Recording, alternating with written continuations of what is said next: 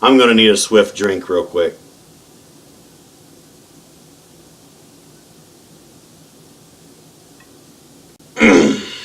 I needed a swift drink for the topic I'm going to be talking about today. And a lot of people will be in my corner when I bring up the title of what I'm going to be talking about. You ever heard of a game franchise called Five Nights at Freddy's?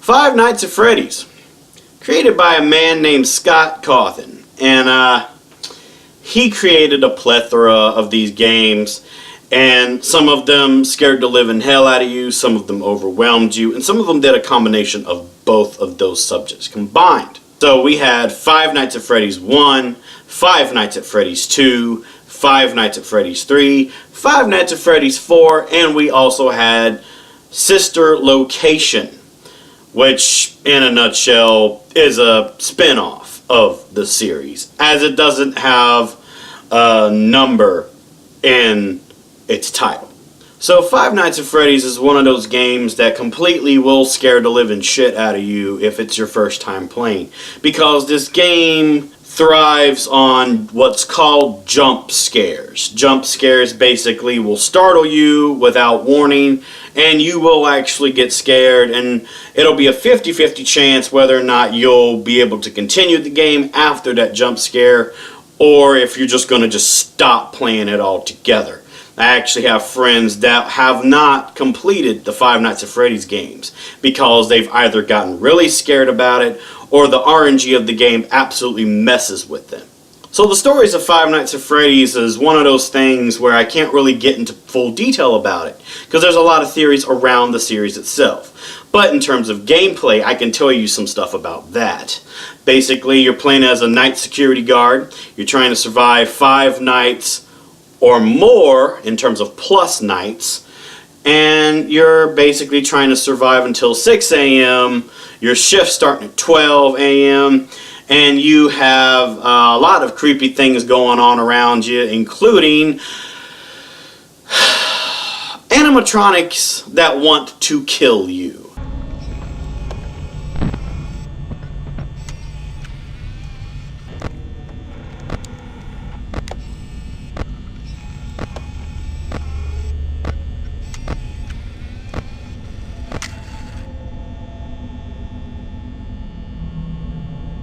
And when I mean kill you, they want to grab you and stuff you inside of a Freddy Fazbear suit or any type of suit that is lying around, I guess you could say.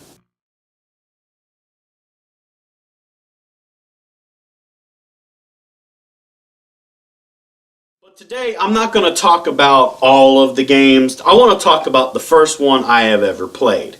And no, don't worry, I'm not going to talk about the other games in this video, and I'm not even going to talk about the other games in future videos of Onyx The Gaming Machine, because my channel is not a Five Nights at Freddy's channel.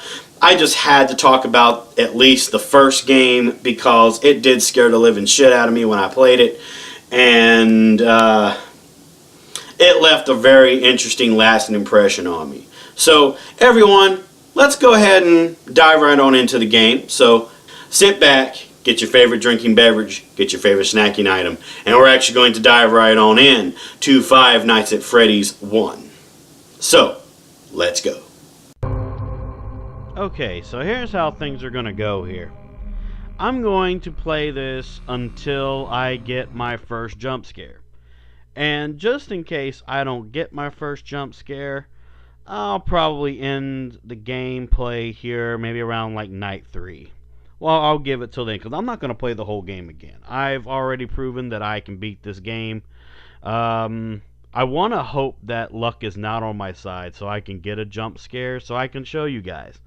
But we're just going to play this, man. We're just going to play this until something happens, you know. Okay, there we go. Okay. I was wondering, I was like, what the fuck? Alright, so phone guy's calling. We'll listen to what he has to say. We gotta wait for our character to pick up the phone. Hello? Hello? Hello. I wanted to record a message for you to help you get settled in on your first night. Oh, how kind. I actually worked in that office before you. Hmm. I'm finishing up my last week now, as a matter of fact. So Awesome.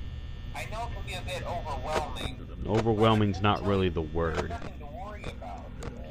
No, really, nothing to worry about, okay. Let's just focus on getting you through your first week, okay? Okay. Let's see. First, there's an introductory greeting from the company that Oh. I'm supposed to read. Okay. It's kind of a legal thing, you know. Oh, I understand. Welcome to Freddy Fazbear's Pizza, a magical place for kids and grown-ups alike, where fantasy and fun come to life. Fazbear Entertainment is not responsible for damage to property or person. Upon discovering that damage or death has occurred, a missing person report will be filed within 90 days or as soon as property and premises have been thoroughly cleaned and bleached and the carpets have been replaced. Blah, Jesus. blah, blah. Now, that might sound bad, I know. Bad? That sounds terrifying. The animatronic characters here do get a bit quirky at night. Quirky's not the word. Very active and abusive and violent is the word. Stupid songs for 20 years, and I never got a bath. I'd probably be a bit irritable at night too. So Yeah, I'd probably be irritable, these yeah. characters hold a special place in the hearts of children, and we need to show them a little respect, right? Okay. So just be aware, the characters do tend to wander a bit. They're left in some kind of free roaming mode at night. Yeah. Servos locking up, they get turned off for too long. They used to be allowed to walk around during the day too, but then there was the bite of 87. Nom nom nom. It's amazing that the human body can live without the frontal lobe. You know? Yeah. Now, concerning your safety, the only real risk to you as a night watchman here, if any, is the fact that these characters, if they happen to see you after hours, probably won't recognize you as a person. Yeah, they'll recognize me as an endoskeleton. Yep. Without its costume on. Yep. Now, since that's against the rules here at Freddy Fazbear's Pizza, They're gonna try and stuff me in a suit. Forcefully stuff you inside a Freddy Fazbear suit. Now, that wouldn't be so bad if the suits themselves weren't filled with crossbeams, wires, electronic devices. That'll kill you. Around the facial area. Oh God, in the face. Having your head forcibly pressed inside one of those could cause a bit of discomfort. Discomfort? Really? The only parts of you that would likely see the light of day again would be your eyeballs and teeth that pop out the front of the mask. Ooh, yeah. Yeah, they don't tell you these things when you sign up. At least I got pearly whites. I'll chat with you tomorrow. Check those cameras and remember to close the doors only if absolutely necessary. Gotta conserve power. Alright, good night. Okay, so while I look for our animatronic friends here, basically this is the game. All it is checking your doors, checking your cameras, and mostly using your ears, though. Using your ears can actually save you before you are to possibly die in this game. While most people tend to focus on sight the most instead of hearing as well. That's probably why a lot of people die. That and in later nights, as we can see, Bonnie has left. Okay, so Bonnie left the stage. Bonnie's going to be coming to come and murder our butt. There's Bonnie right there in the service and parts room. Okay, so basically, yeah, you're trying to avoid the animatronics. You're trying to make sure that they don't come in, grab you by your butt, and stuff you into a Freddy Fazbear suit. So in order to do that, you have to watch your power meter. That's right there on your bottom left. And the more power you use, it'll shorten, I guess, what you could call your chances of surviving. And as I said before, your shift starts at 12, and basically you're trying to survive until 6 a.m. And you have, and oh, and there's Bonnie. Okay. Well, Bonnie said hello, ladies and gentlemen. So, here's the situation. In the first night, all you have to deal with is Bonnie the bunny, Chica the chick, and Freddy Fazbear. Okay?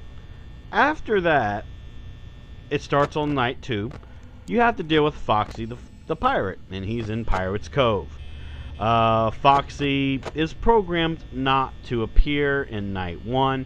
He appears in night 2 and forward. There is a total of 5 nights, but there's also an additional 6th night, and then there's a 7th night, also known as the dreaded hardest mode of the game. I'll just call it that, okay? But like I said, I'm going to continue this playthrough either when I get my first jump scare death, or at least until after night 3. I mean, I can go on that far, because I don't want to fully play this game again. Like I said, in the past, I've proven that I can beat this game and the other ones. I have nothing to prove here. This is just a review, okay? So, yeah, you have to check all your cameras, from the dining room to the supply closet, to the West Hall, to everywhere. Just everywhere. There is one camera you cannot check, which is the kitchen. But 9 times out of 10, Chica goes toward the kitchen area, because Chica wants a snack. Yum, yum, yum, yum. Bonnie tends to come through the left side of your hallway, while Chica comes towards your right. Now, Freddy is one of the most unpredictable little pricks in this game. And, yeah. If Freddy leaves his stage, you better be ready. You better be ready to watch not only both your doors, but be ready to watch your fucking cameras. Okay? Because that's when things are going to go completely crazy beyond anything. Hold on. Okay. Alright, so Bonnie is outside my left door. Okay. Alright, so anyways, Foxy, when he activates on night 2, he comes through the left way, which is the hallway that Bonnie goes down. Oh, shit. Okay. Well, I'm glad that popped up. That's one of the little hallucinations that you get throughout the game. There's also a rare little glitch that you can do where it happens at random, and you can run into this animatronic that is called Golden Freddy. He appears in your office. He happens when there's a distortion in the Freddy poster that's on the right hallway. That's how you'll know if he's going to appear. Now, he will appear in your office. He is a golden, limped forward Freddy suit. He's gold. If you look at him for too long, he will crash your game. The only way to not have him crash your game is when you see him, automatically go to your camera, and then he'll just disappear. That's how you deal with Golden Freddy. There's Chica. Alright. But yeah, is this a hard game? Oh yeah. FNAF 1, also known as Five Nights at Freddy's 1, is a very hard game. It gets hard when you go toward night 3 to night 4. That's been my experience with Five Nights at Freddy's. But Oh, there we go. Alright, so we made it through night 1. We're going to automatically go to night 2. Yay! But, FNAF, also known as Five Nights at Freddy's, is one of the most overhyped games. Is it the greatest game ever created? No. Is it the scariest game ever created? That can be debatable. Because Five Nights at Freddy's 1 was just a cult classic. It was amazing. Then there was Five Nights at Freddy's 2, where it was supposedly a sequel, but you find out it's a prequel. Then there's Five Nights at Freddy's 3, which basically it happens after all of the shit that happens with Freddy Fazbear Entertainment, and it's turned into a horror attraction. Then there's FNAF 4, and then there's Sister Location, but I'm not here to talk about the games after FNAF 1. I'm here to talk about the first game, okay? Oh, they're getting very restless right now. Okay. But, yeah. Is this the greatest game ever created? Oh, no. Five Nights at Freddy's is not the greatest game. Is it the scariest? That can be debatable, because it relies mostly on jump scares. And jump scares is completely different than like any scare you would get from like a Resident Evil game, to a Slender game, to even an Amnesia game, okay? This relies strictly on sound and jump scares to scare you. That's how it does its thing. It worked the first time, hence why I got really scared when I played FNAF 1. But after that, I didn't really get scared though, because I knew what the formula was. No matter if it was revamped or not. Okay? The formula is really just the same. Each game either takes away from the formula or adds to it. But the basic formula is that you're a security guard, you're in an office, and you're trying to avoid animatronics that are trying to kill you. You either have to deal with doors, or you have to deal with vents and doors, or just stuff like that. In this particular case, in Five Nights at Freddy's 1, you have to watch both your left and right doors. You have to watch your cameras. You got to use your ears, and you got to you just got to be on your A game. You just got to be on your A game. There's not much to the game, okay? All it does is the AI upgrades. That's really it. It upgrades over time. There's not really much else to say about it. I mean, you know, will I say that it is one of the greats? That can also be debatable. Because like I said, the main situation with the game is you're watching doors, you're watching cameras, and you're trying not to get jump scared by animatronics that want to kill you. I mean, some people will say that this is a cult classic game. I can agree with that.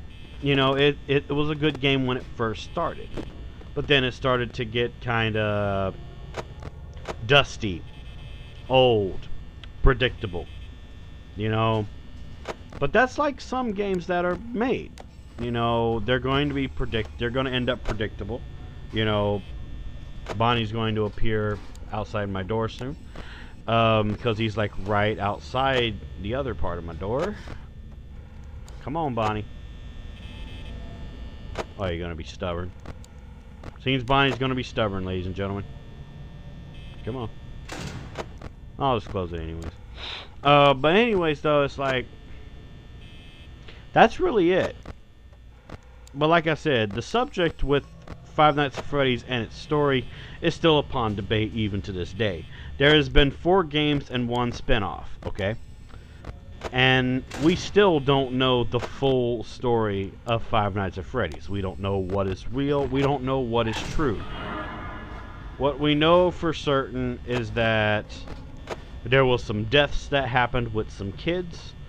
Animatronics were involved. Possible programming errors were involved.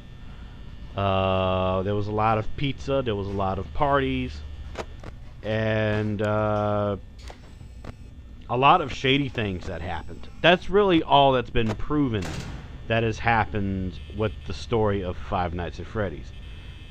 Missing kids, death, animatronics, programming errors.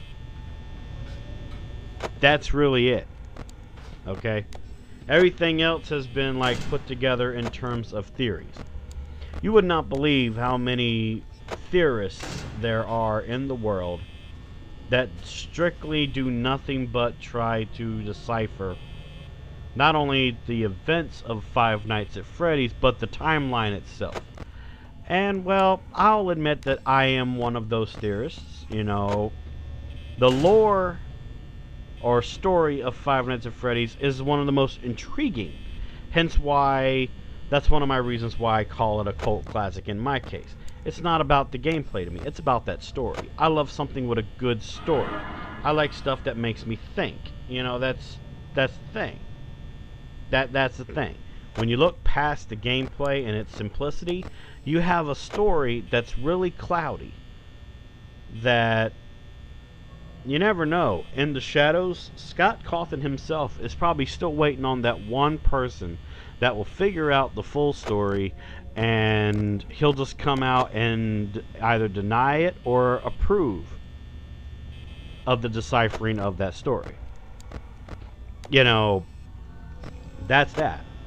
That's really it, you know. But yeah, you are a security guard.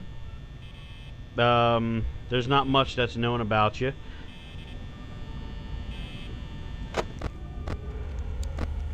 That's really it, honestly. I'm really surprised that Foxy hasn't really done anything right now. I'm very, very surprised about that. Very surprising.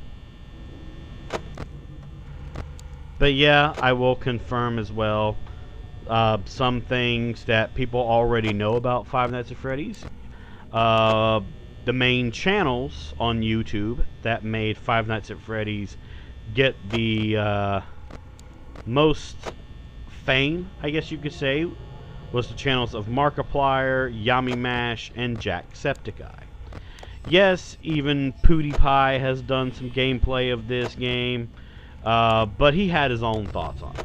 Okay, Markiplier likes this game, Jack likes this game, Yummy Mash does too, and I can see why.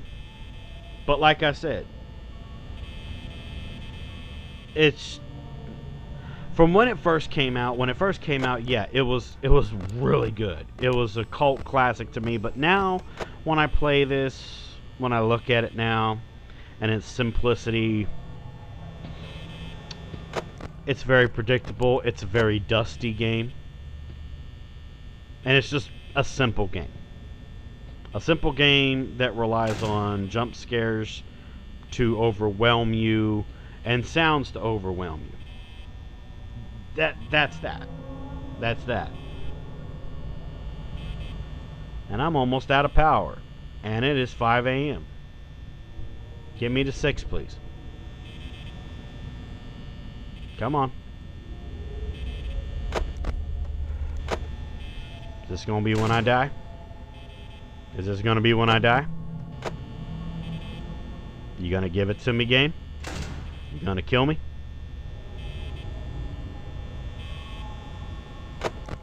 Come on. If you're gonna kill me, do it now. If you're gonna kill me, game, do it now. Don't tease me.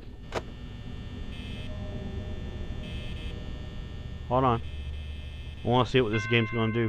Wow, right when I get to 0% power, I make it to 6 a.m. Jesus Christ. Yay. But yeah, if I don't get jump scared into death in my third night here, I'm just going to end it when I get to 6 a.m. on my third night. There's no need to do a full playthrough of the game, like I said, you know. But I do want people to see what used to be like this big hype when it came to Five Nights at Freddy's. But if I was to say if I had a favorite Five Nights at Freddy's game, I'd have to say either Five Nights at Freddy's 4 or Sister Location. Those two games itself took the formula down the right path, in my opinion. FNAF 2 just made it more overwhelming, and Five Nights at Freddy's 3 was just boring to me. I mean, you know, they usually move on to other things by now. Mm-hmm. I'm not implying that they died. That's not what Sure. Anyway, Now, also, Five Nights at Freddy's has created another kind of community where a lot of fan games were made. Some good, some bad, and some where you wonder what the fuck. One of the games that are in the category of what the fuck is Five Nights at Anime. Where basically, in a nutshell, the animatronics are turned into females, furries, and your death screen is having sex with the animatronic. see you on the flip side.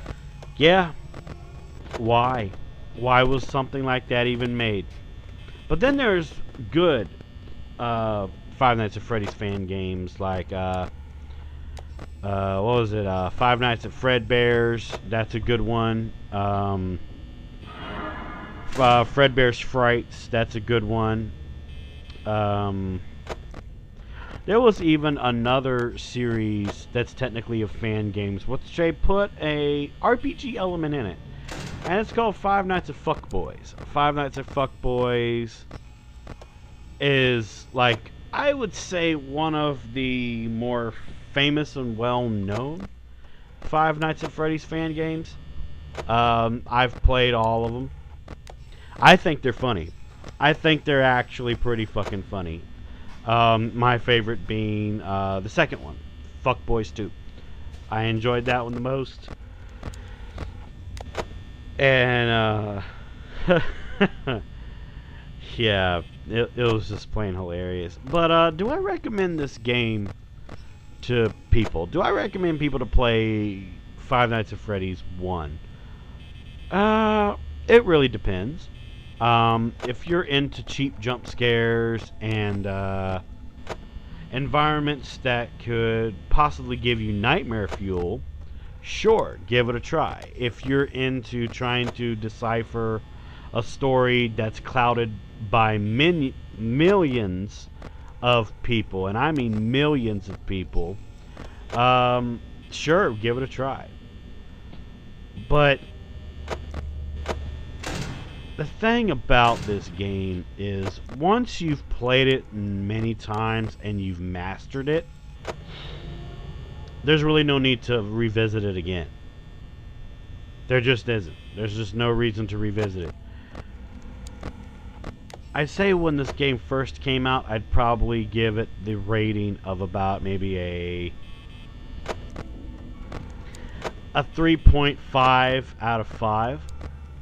You know, 5 being great, you know, 0 being terrible.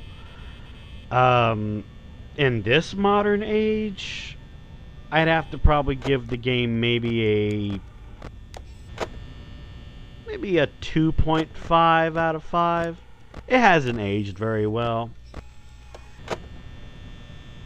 I'd say what killed Five Nights at Freddy's and all of its great hype was the mini sequels. See, it could have stopped at Five Nights at Freddy's 2, and it would have still done good. I'd say the things that killed the FNAF franchise was not just all the sequels, but also a very clouded story that every game mostly just added more unanswered questions to. If that makes any sense. You know, if that makes any sense to you. And as each game came out in the future, less things were answered, and there was more unanswered questions added to the list of unanswered questions from the last games that you've played. So I'd say, in conclusion of that subject, what killed FNAF was the mini sequels, the load of unanswered questions, and a little bit of bad storytelling. I'd say that's what killed the series. But fans all around the world have tried to revamp the series to try and make it more, not just fun, but understanding. See, this was a game I had to do a review on sooner or later, because not just the fact that, yeah, the game itself is simple, but the stuff behind the game is what brought more people together in communities of good, positive people and communities of haters and trolls. If that makes any sense. But, no, this game is not aged well. It's not the greatest game ever created, but it could have been. Hell, the sequel could have been great, but it wasn't. All it was, when it came to Five Nights at Freddy's 2, all Five Nights at Freddy's 2 was just the first Five Nights at Freddy's game with an unlimited power to your establishment, an added music box, some vents, and not just toy animatronics, but withered ones as well. That's really it. All Five Nights at Freddy's 2 was just an overwhelming version of Five Nights at Freddy's 1. It just gave you lots of tasks to do. And the way things are going, I'm probably just going to end this right when I hit 6 a.m. on night 3. Unless something happens from now until the middle of 5 a.m. I mean, nothing's happening. Nothing's happening. All that's going on is I'm just being stalked by the animatronics now. I know this game too much. I know this game's so good that I can talk while playing it now. I used to have issues talking while playing this game. Jeez. I look back at me playing this game in the past to now. Oh shit. Well, apparently something's happened. I know what's gonna happen. Oh, this is gonna be interesting. Okay. So, either I'm gonna get jump scared, or I'm gonna make it to 6 a.m.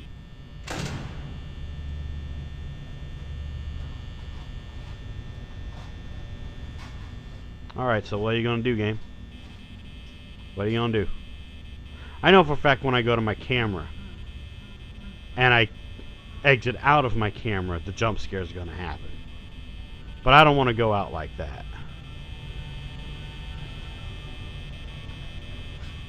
When the doors would get stuck like this, it's kind of an unfair death, honestly.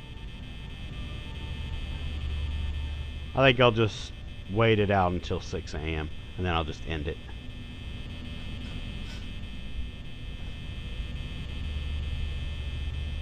But yeah, this was Five Nights at Freddy's 1.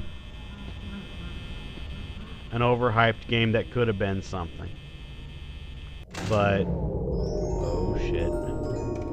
Oh shit. Hey Freddy. How's it going, buddy? How's it going?